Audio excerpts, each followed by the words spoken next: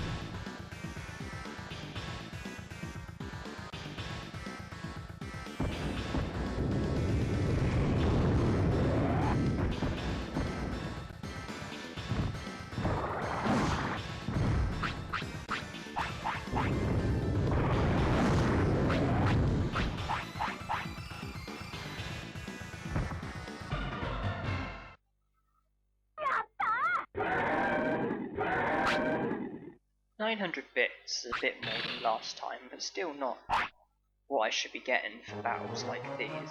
But like I said, the chips that are dropped, that's where the value lies.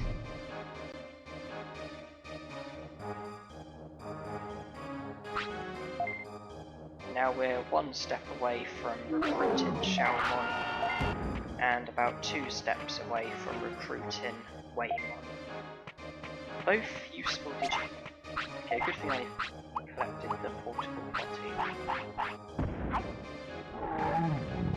So you need to go, but you're refusing it. That makes sense.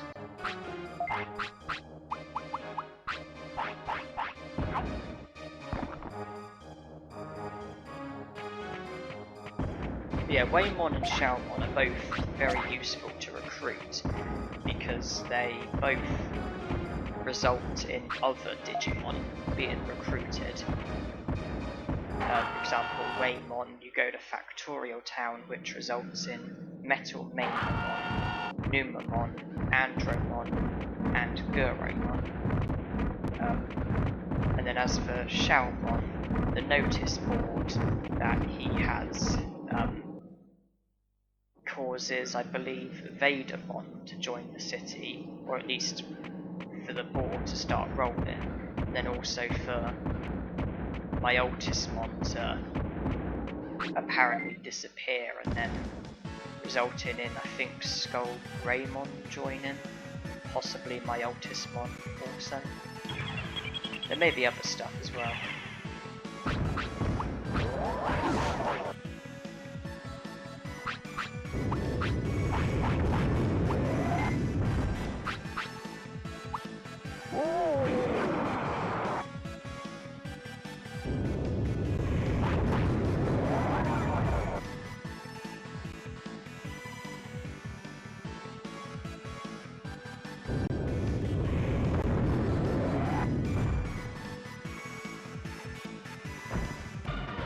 This battle is also avoidable, like the 3 Agumons were, but I'm not very good at pulling off things like that, so I'd rather just not attempt it, to be honest.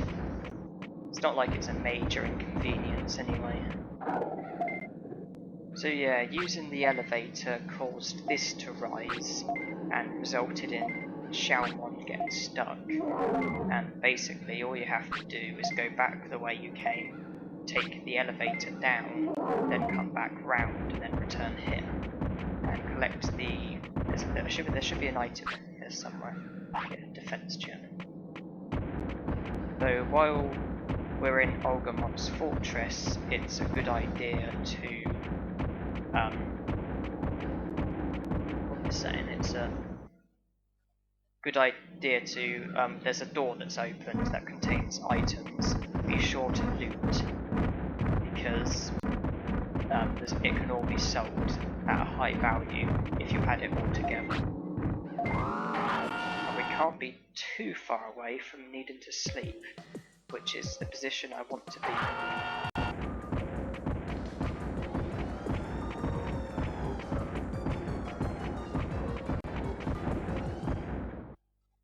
Then because once I learn Prominence Beam, the only other fire move to learn would be Red Inferno, which isn't that bad. And then there's the fighting moves Muscle Charge and Counter, and then the electric moves Megalo Spark and Spinning Shot. That's just Greymon.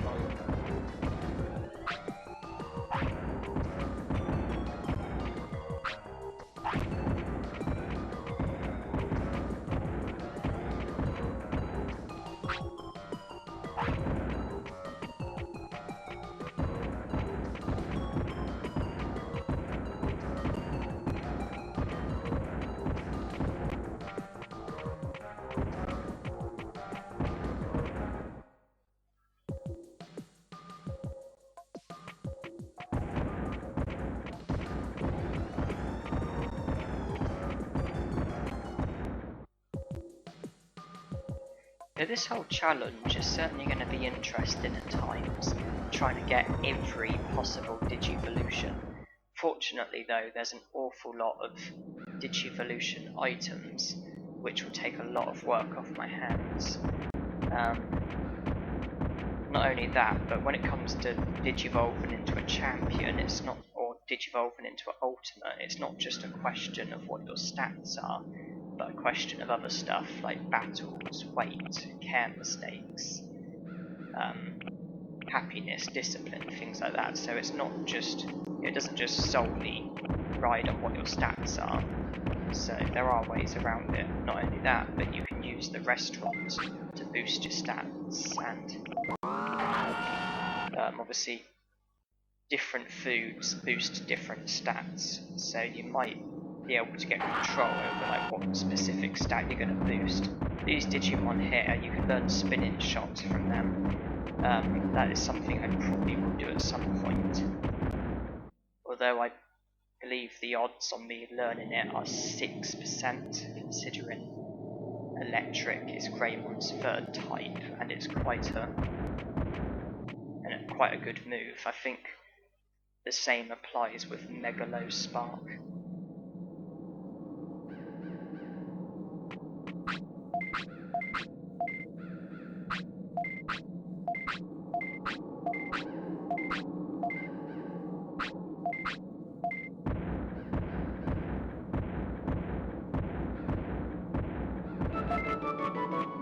Xiaomon joined.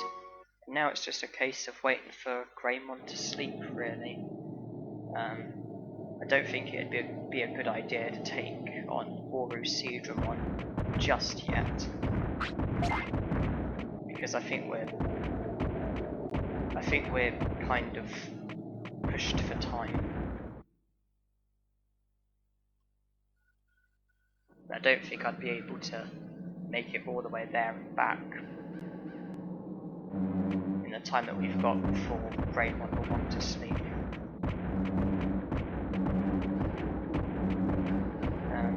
when it reaches the next hour in about 15 seconds, that might be when he wants to go.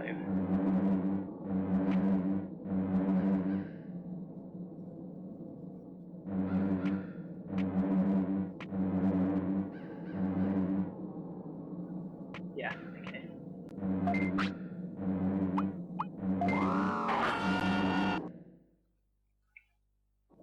So you could learn Prominence Beam from various other Digimon, but I just want to get it over and done with since we've got a Digimon who can learn it. So I'll carry on, though if I do foul, then I will obviously switch off, switch back on, and obviously try again.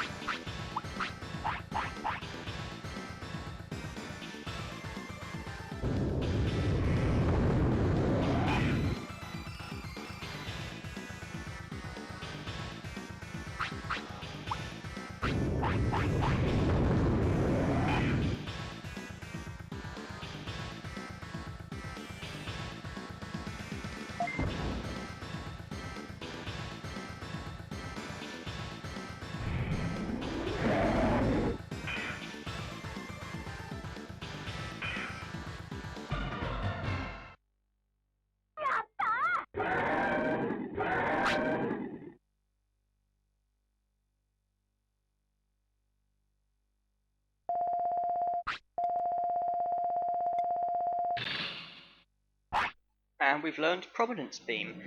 Brilliant.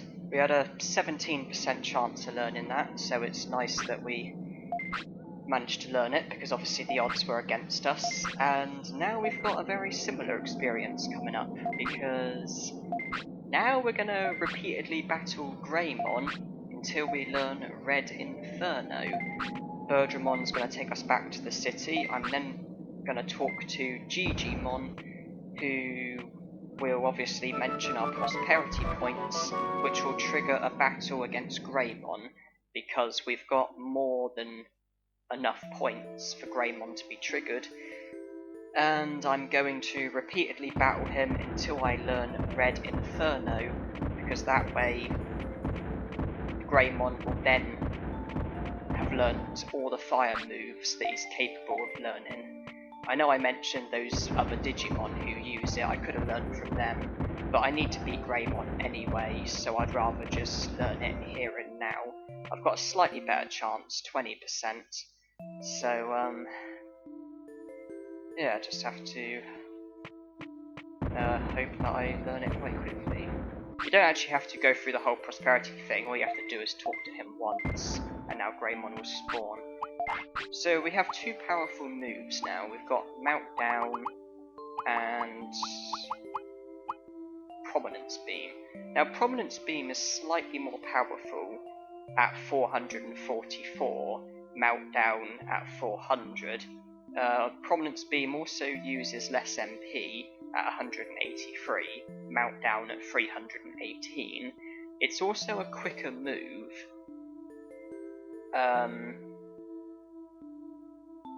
That's basically the advantages of Prominence Beam. More powerful, less MP, and it's a quicker move. Meltdown, on the other hand, the advantages of Meltdown, it's harder to stop, and it attacks every enemy within range. Prominence Beam only attacks one, so Meltdown's probably going to be better against numerous opponents. Prominence Beam is probably going to be better against a single opponent.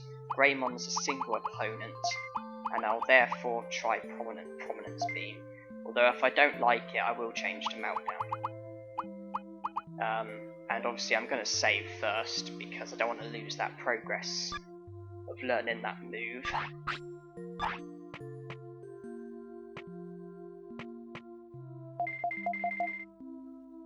Bring on Greymon.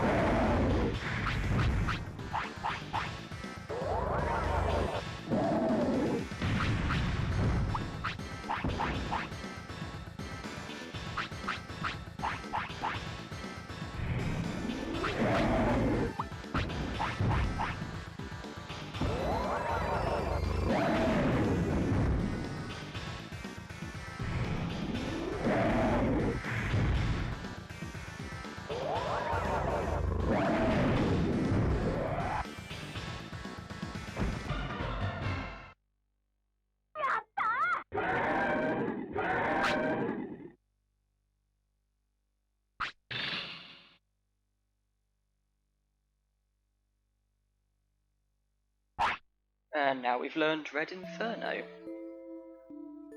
Very handy. Every technique has to be learned. Best time to learn it? The present. No time like the present. So, the only other techniques Greymon can learn are Spinning Shot, Megalo Spark, Counter, and Muscle Charge. Okay. Yeah, I would say Birdramon is the best Digimon to learn Prominence Beam from, because it's the only move that she learns, so she's always going to use it, unless you somehow take her out in like one hit or something. So she's a great one to learn Prominence Beam from. Obviously Meteormon's a good one to learn Meltdown from, because other than him, I think the only Digimon that use Meltdown are the Monochromon in Mount Infinity.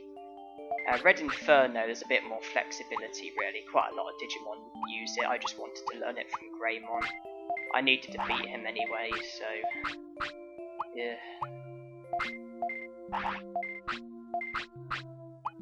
But another thing though, it's a good idea to learn some moves before others. For example, Meteormon, as well as using Meltdown, he also used Tremor and Magma Bomb, and out of those moves, Greymon can learn Magma Bomb, and supposing I fought Meteormon without already knowing Magma Bomb, then it's possible that instead of learning Meltdown, I may have instead learned Magma Bomb, so basically Magma Bomb could have like got in the way, if you know what I mean, but from already learning Magma Bomb, Meltdown was the only move I could have learned.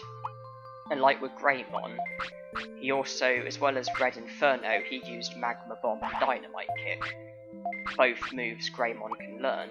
Again, they could have stood in the way, like when I was trying to learn Red Inferno, it's possible I could have instead learned Magma Bomb or Dynamite Kick, but by learning them already, they weren't an obstacle, they couldn't stand in the way, if you get what I'm saying.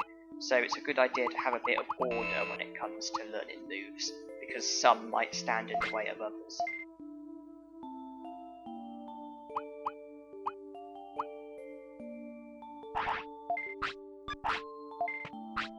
So I've looted up a bit, and I'm going to take a bit of a pause from this crazy trying to learn all these moves, and I'm going to now focus on Olgamon again, and I'm going to now head to Friesland, but I'm going to save first, because I don't want to lose this progress.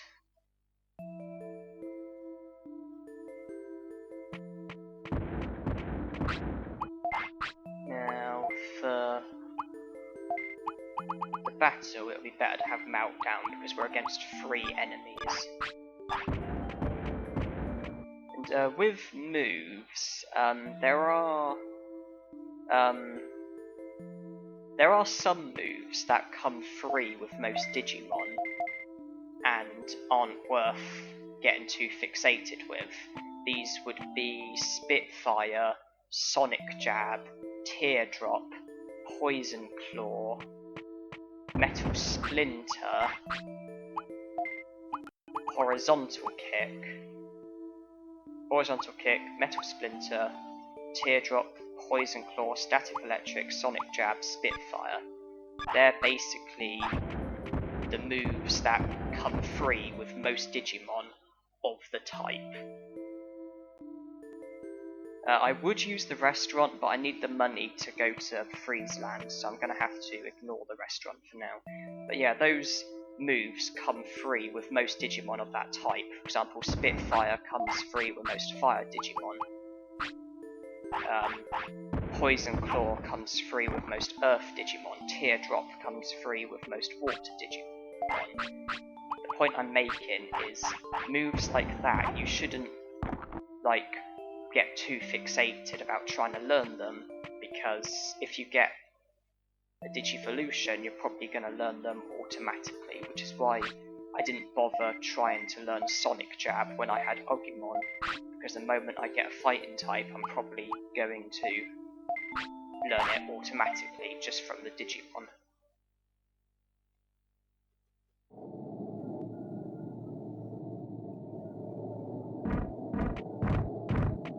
You should only worry about the more advanced types, which is what I'm doing. And seeing as I need every Digivolution, all of those moves are going to come free with one Digimon or another. Now before I take down Olgamon, or attempt to take down Olgamon, I'd like to get this curling match out of the way.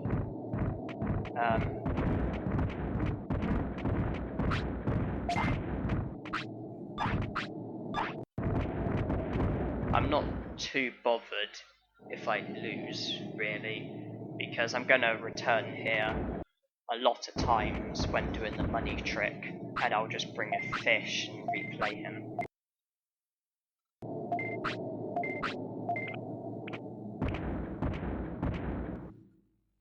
Just have to hope, really.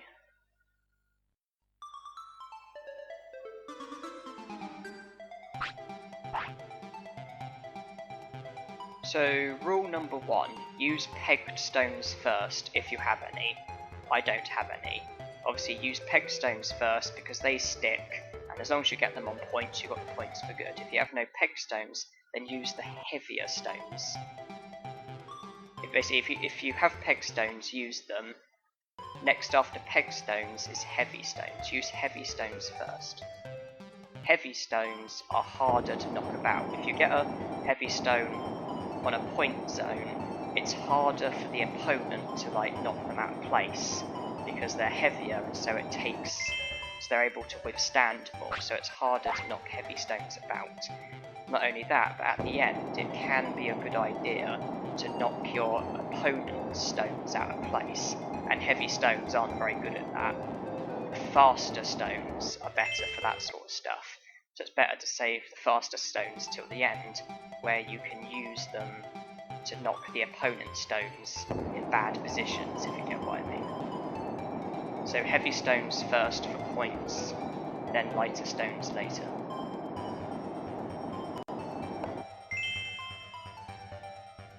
I'm probably not going to get any joy down there, so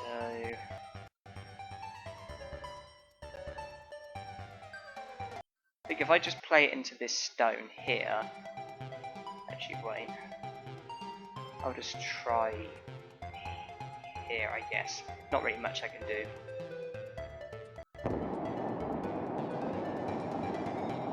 That might be a bit soft. I've got a point at least.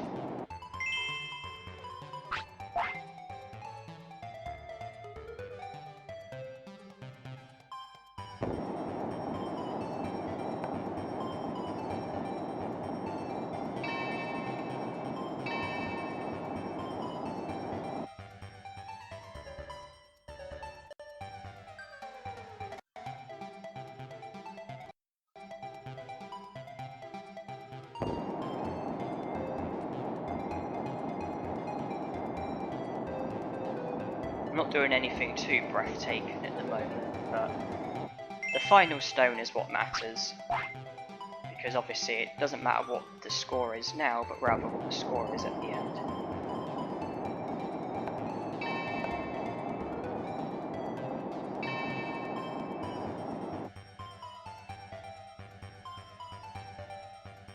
Now I'll play my stone here so that it's got a bit of protection from my other stone, so that if it goes a bit fast, then it can knock into that stone and hold up a bit.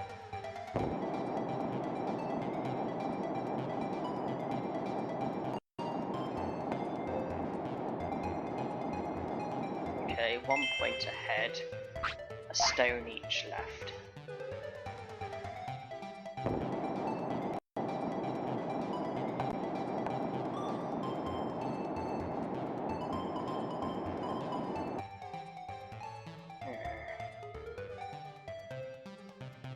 I would knock this stone onto the pad, but there's stones in the way. Gonna need a bit of luck here.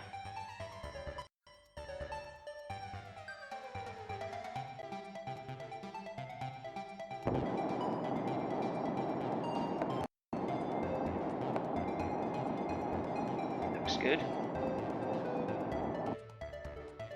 And I win.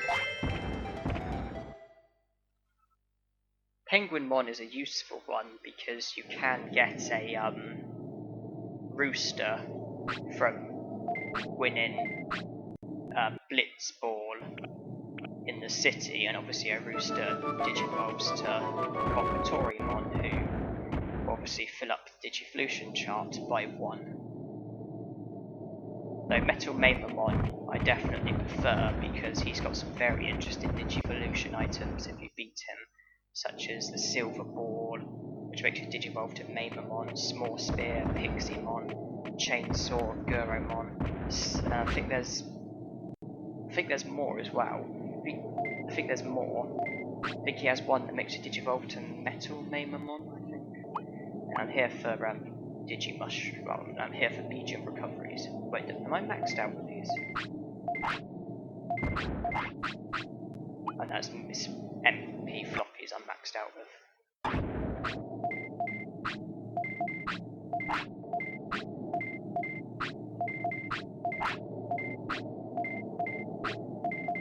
I won't be doing the money trick at the moment though, because I need the medium HPs. Man, Speedruns is a dangerous opponent, with ice being strong against fire, and obviously knowing strong ice moves, so I've got to be prepared. Obviously fire's also strong against Speedruns, so, but that doesn't change anything, I'm still exposed defensively.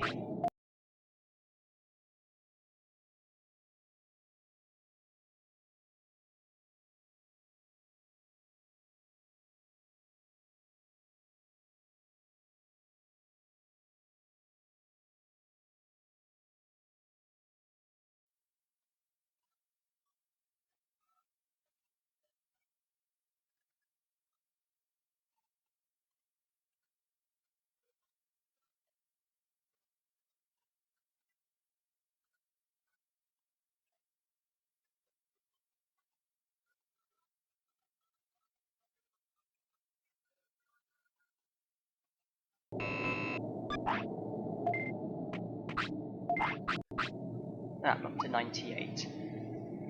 Anyway, I really need to end the part here. I think I've been going for way too long. But yeah, the Speedruns battle will be in the next part. So thanks for watching, and hope you enjoyed.